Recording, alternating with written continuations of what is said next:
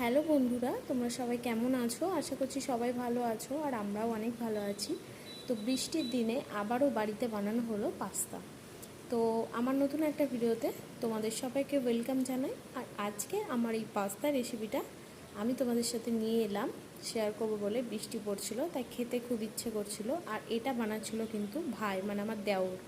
তো চলো দেওরের হাতে আজকে পাস্তাটা কেমন হচ্ছে দেখতে থাকো।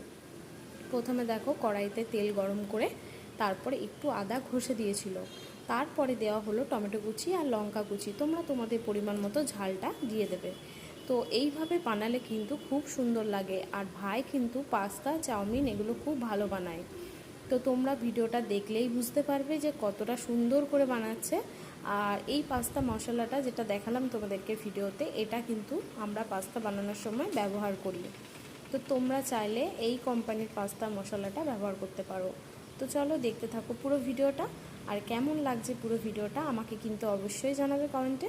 তো ভালো লাগলে লাইক কমেন্ট শেয়ার করতে একদমই ভুলবে না। আর যারা আমাকে প্রথমবার দেখছো তারা আমাকে অবশ্যই ফলো করে দিও নতুন নতুন মিনি ব্লগ আর রেসিপি দেখার জন্য। তো চলো দেখতে থাকো। এইদিকে দেখো পাস্তাটা সেদ্ধ হয়ে গেছিলো, তাই পাস্তাটা দেওয়া হয়ে গেল। পাস্তাটার মধ্যে হলুদ দিয়ে সেদ্ধ করতে দেওয়া হয়েছিল, কারণ হলুদ দিলে আর তেল দিলে দেখবে পাস্তাটা ভালো সেদ্ধ হয়, লাগে না। মানে যেটা চ্যাপচ্যাপে ভাব থাকে ওটা হয় না, পাস্তাটা একদম ঝরঝরে হয়ে যায়। তো তারপরে পাস্তার মশলাটা দেওয়া হয়ে গেল। এগুলো কিন্তু ভালো করে ভেজে নিচ্ছে। তো এগুলো তোমরাও ভালো করে ভেজে নেবে। ভেজে নেওয়ার পরে কিন্তু তারপরে মশলাটা দেবে।